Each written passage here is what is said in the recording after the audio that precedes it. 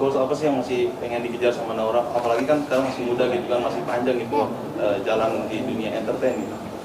Aku pengen banget bisa menjadi penyanyi yang selalu dikenal karena karyanya dan karena mungkin kebaikan-kebaikan yang bisa aku berikan lewat lagu-lagu aku, jadi bisa menjadi pengaruh baik juga.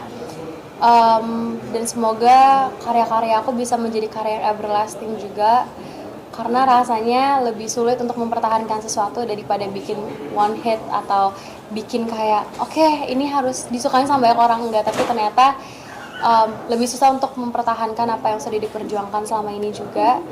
Jadi itu mimpi aku sih, aku bisa terus sayang sama pekerjaan aku bisa terus sayang sama apa yang sudah dituliskan buat aku juga. Jadi kalau misalkan di luar dunia entertain, aku sebenarnya nanti kalau udah sukses terus duitnya udah countless, aku pengen bikin sekolah. 3 menit lagi ya, kenapa mau bikin sekolah? Karena kebetulan dari lagu-lagu aku itu banyak sekali lagu-lagu aku yang dari album dongeng atau album-album aku kecil tuh membuka mata aku banget bahwa ternyata nggak semua orang punya kesempatan yang sama kayak aku, tapi kita semua punya kesempatan yang sama untuk bermimpi. Dan aku merasa egois atau sedih kalau aku tidak berusaha untuk memadai teman-teman yang nggak sama kayak aku. Jadi aku tahu beberapa daerah di Indonesia masih belum mendapatkan, daerahnya tuh areanya tuh nggak, pendidikan tidak menjangkau ke sana. Jadi aku pengen banget bikin sekolah yang gratis, yang aku pengen jadi gurunya juga. Jadi kalau kayak film Matilda tuh kayak Miss Honey-nya gitu. Biar, karena aku percaya masa depan tuh ada di tangan generasi aku dan generasi yang ada setelah aku gitu. Jadi itu sih yang pengen aku lakuin. Tapi di dalam prosesnya mungkin apa yang paling kamu cintai? Karena kan pasti nggak gampang ya untuk sampai ada di titik ini, sampai punya cita untuk pengen bikin sekolah untuk anak-anak di Indonesia. Karena mungkin dari lagu-lagu aku punya banyak banget fans anak-anak ya. Kayak dari kecil aku selalu terpapar dengan punya penggemar yang masih anak kecil.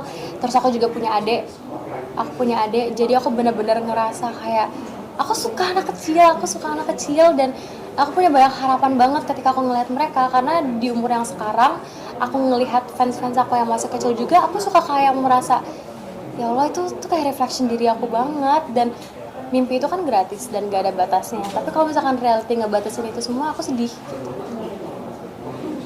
Mungkin dari hal-hal besar yang ingin diraih pasti kan ada dari hal kecil dulu ya. Nah mungkin yang kayak sebenarnya tuh kayaknya kecil tapi itu tuh sungguh berarti gitu kalau misalkan itu kita bisa rasain.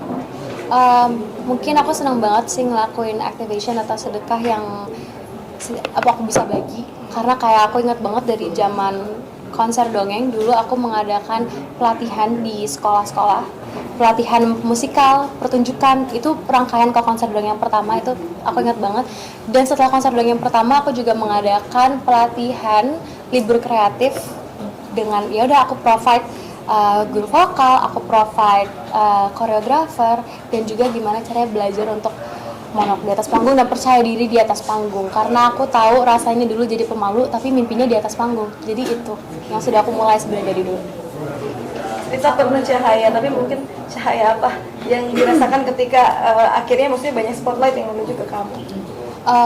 Sebenarnya aku sadar kalau spotlight itu bukan segalanya dan aku tidak akan ngejar spotlight kalau itu bukan milik aku. Jadi aku nggak akan usaha, aku akan merelakan hal-hal yang bukan milik aku. Jadi kalau misalkan aku punya mimpi dan mimpi itu udah lama sama-sama aku dan aku punya keyakinan atas hal itu, berarti aku yakin mimpi aku ini nungguin aku di depan, dan itu adalah menjadi bagian dari cahaya karir aku atau cerita aku sendiri. Oke, terima kasih ya. Terima kasih ya Om.